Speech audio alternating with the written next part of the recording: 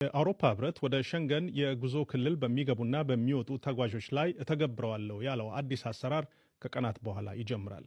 የመግቢያና መውጫ ስርዓት ወይም ኢንትሪ ኤግዚት ሲስተም ኢኤስኤስ የተባለው ዲጂታል ስርዓት ከህብረቱ ውጭ ካሉ ሀገራት ወደ ሸንገን የጉዞ ክልል ለአጭር ጊዜ በሚገቡና በሚወጡ ተጓዦች ላይ የሚተገበር ነው። አጭር ጊዜ ማለት በ180 ቀናት ቪዛ ለ90 ቀናት የሚቆዩ ማለት ነው። ቱሪስቶች፣ የቢዝነስ ሰዎችና ሌሎች ቪዛ ያላቸው ሰዎች በዚህ ምድብ ውስጥ ይካተታሉ።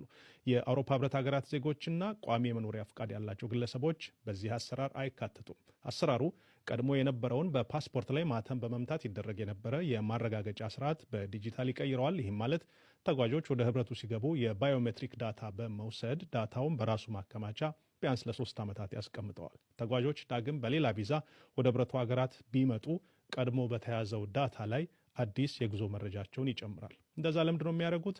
ከተፈቀደላቸው የቪዛ ጊዜ በላይ የሚቆዩ ግለሰቦችንና ኢመደበኛ ስደተኞችን ለመቆጣጠር። ሲስተሙ ከተፈቀደላቸው የቪዛ ጊዜ በላይ የሚቆዩ ግለሰቦች እንዲሁም የኢመደበኛ ስደተኞች እንቅስቃሴን ለሚመለከታቸው አካላት ያሳውቃል ተብሏል። ይህ አዲስ አሰራር ከኦክቶበር 12 ጀምሮ በዋነኛነት በተመረጡ የአየርና የባህር መተላለፊያዎች ላይ ይጀምራል። በምድር የድንበር መተላለፊያዎች ላይ ግን ቆይቶ ነው ይተገበራል የተባለው።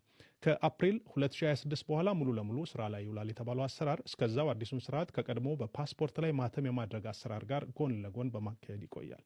በአሰራሩ ለማለፍም የባዮሜትሪክ ዳታን የያዘ ዲጂታል ፓስፖርት ያስፈልጋል። ሆኖም እንዲያ ያለ ዲጂታል ፓስፖርት የሌላቸው ተጓዦች በቀደመው አሰራር ማለትም ፓስፖርታቸው ላይ ማህተም እየተመታ ይስተናገዳሉ።